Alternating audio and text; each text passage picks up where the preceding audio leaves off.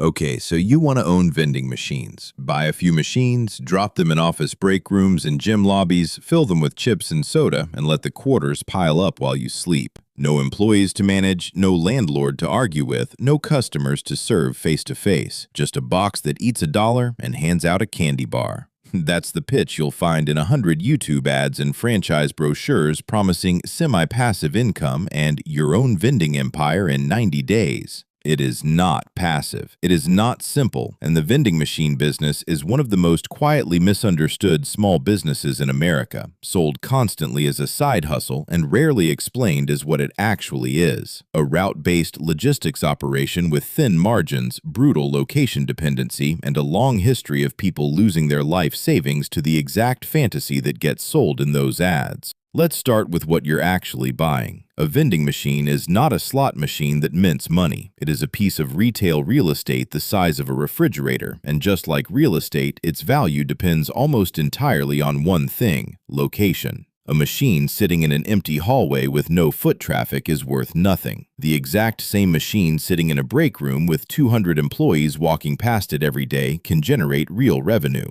This single fact, that the machine is nearly worthless without the right spot, is the entire hidden risk of this business, and almost nobody explains it before you buy your first unit. The purchase price itself is the easy part to understand. A basic snack machine, the kind that dispenses chips and candy bars through a spiral coil, costs somewhere between $2,000 and $4,000 new. A combo machine, snacks and drinks in one unit, runs $3,000 to $6,000. A modern touchscreen machine with a glass front, refrigeration for fresh food or drinks, and a built-in cashless payment reader can run $6,000 to $10,000 or more. Used equipment is cheaper, sometimes half that price, but comes with the same risk you'd find buying a used truck: unknown maintenance history and a compressor that could fail the week after you buy it. If you want to build a real route, not one machine but 10 or 20, you're looking at $40,000 to $150,000 just in equipment before you've placed a single unit or sold a single bag of chips.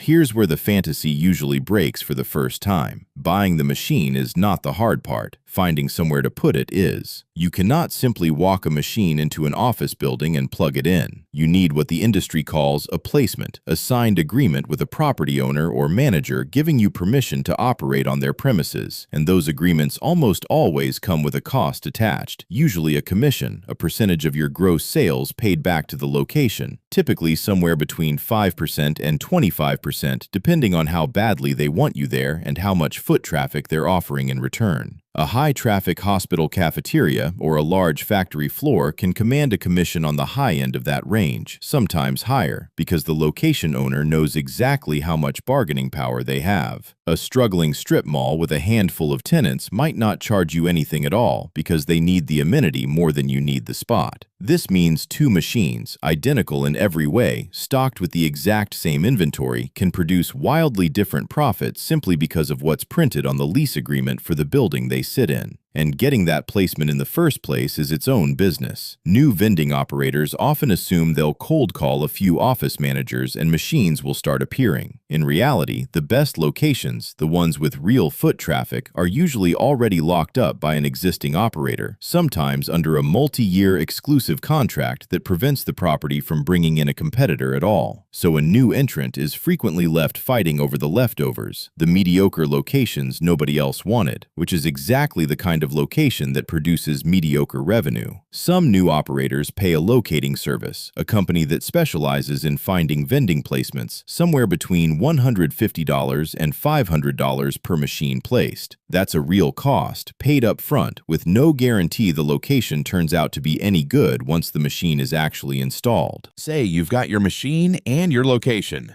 Now let's talk about how the money actually moves, because it happens in layers, and most people only picture the first one. The first layer is straightforward: per item sales. A bag of chips that cost you around 40 to 60 cents wholesale sells for $1.50 to $2 in the machine. A candy bar costing 35 to 50 cents sells for a similar markup. A bottle of soda or water costing 40 to 70 cents sells for $1.75 to $2.50. On paper, that's a gross margin of 55% to 65% per item, which sounds fantastic, the kind of margin a grocery store would kill for. This is the number that gets printed on every franchise brochure, and it is technically true, and it is also almost meaningless on its own because gross margin per item is not the same thing as profit on the route. The second layer is the commission you just agreed to pay the location, which comes straight off the top of every sale, not off your profit,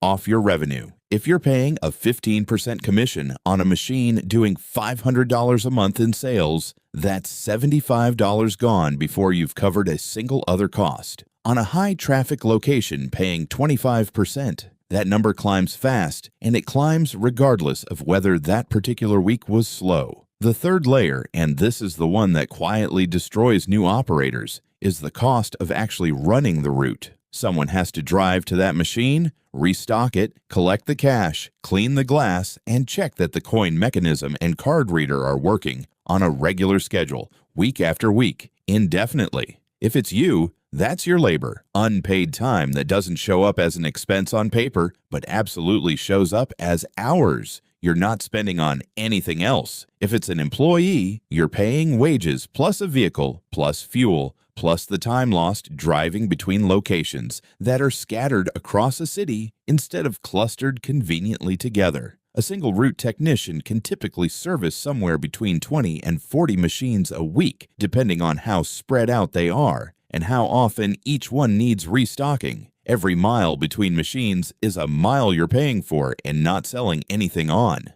Then there's spoilage, fresh food, and perishable drink options, which are increasingly what customers expect from a modern machine, have expiration dates. Product that doesn't sell in time gets pulled and thrown away. And that's a direct loss straight out of your margin.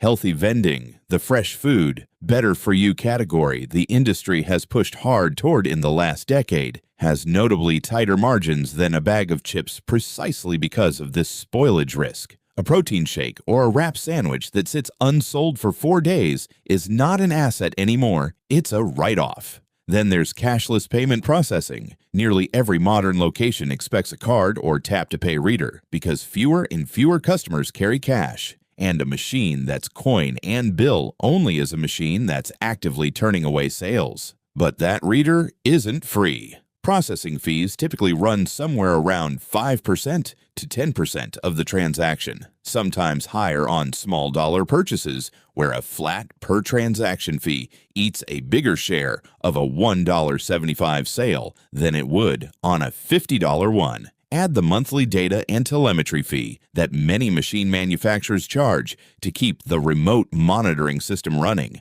The system that tells you which machine is running low on Doritos without having to physically check. And you're looking at another meaningful monthly cost